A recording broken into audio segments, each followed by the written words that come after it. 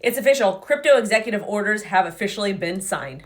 Yes, by President Trump, and yes, he kept all of his promises. Maybe not all on day one, but let's go ahead and go over what these official executive orders look like, what he promised, and everything else you need to know. I'm WendyO. I talk everything crypto every single day. To get more, subscribe with all alerts set, smash a like, and drop me a comment if you are bullish on crypto. Well, Bitcoin, crypto, everything in general. Here are some of the executive orders President Trump promised. Number one, free Ross, which he has already done. That wasn't necessarily an executive order, but it was a promise. Designate crypto as a national priority. That was essentially done because he just assigned these executive orders, signed them in. Two, establish a crypto advisory council. That was kind of done already with David Sachs taking over as crypto and AI czar and Hester Peirce's crypto task force.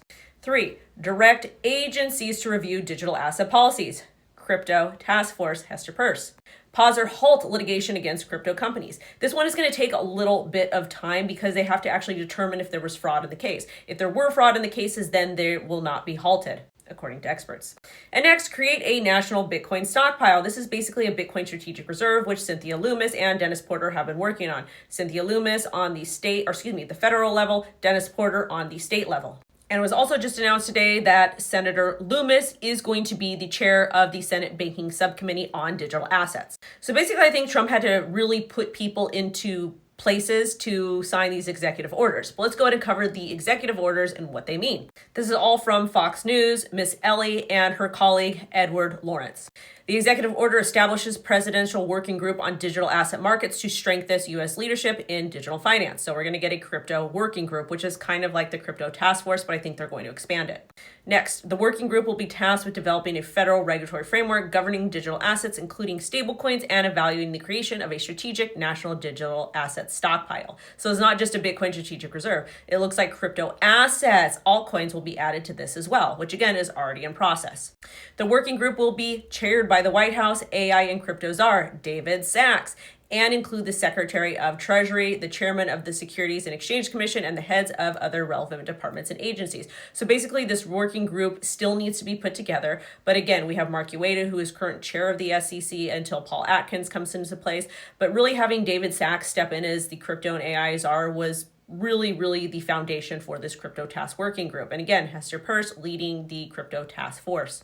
The White House AI and crypto czar will engage in leading experts in digital assets and digital markets to ensure that the actions of the working group are informed by expertise beyond the federal government. So basically, it's a bunch of people from all different walks of life in professional positions that will essentially help give guidelines regarding crypto assets. And this is important because currently everybody that's in office right now, Congress is pro-crypto, Trump is pro-crypto, and people at the SEC, Paul Atkins, Mark Ueda, and Hester Peirce, all pro-crypto.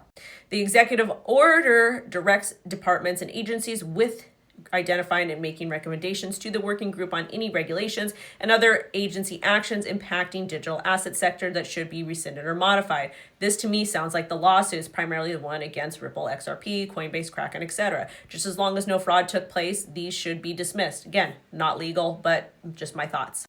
The executive order prohibits agencies from undertaking any actions to establish, issue, or promote central bank digital currencies, CBDCs.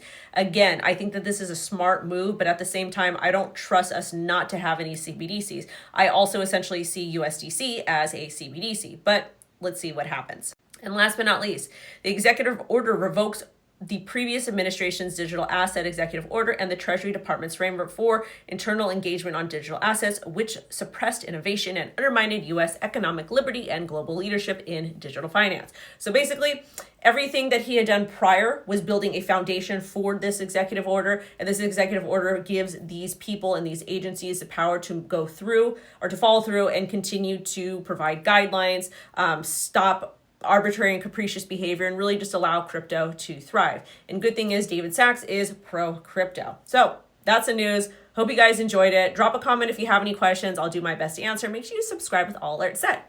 Bye-bye.